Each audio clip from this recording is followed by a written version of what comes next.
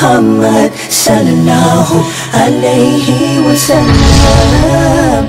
You're Allah's chosen one. On the Day of Judgment, two people will be brought to Allah subhanahu wa ta'ala. Two people who were basically sinners.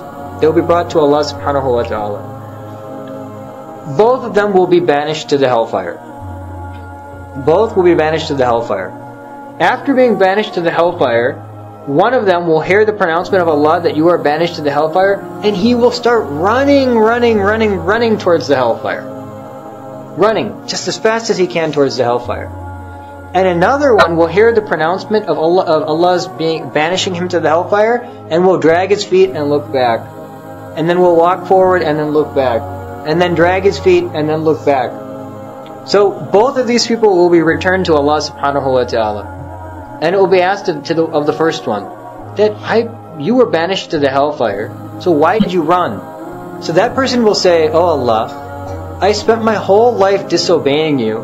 I thought that at least I could close out this circumstance by obeying your command that I should run to the hellfire. So you said go to the hellfire, so I ran as fast as I can to obey your command. Allah subhanahu wa ta'ala forgives that person and puts them into Jannah. for some excuse, puts that person into Jannah. Then the second person is asked that, you were banished to the hellfire, you dragged your feet, you looked back, you dragged your feet, you looked back, you dragged your feet, you looked back. So, why? So that person will say that, Ya Allah, you banished me to the hellfire, but your mercy is so overwhelming that I was walking towards the hellfire thinking maybe you might call me back from your mercy.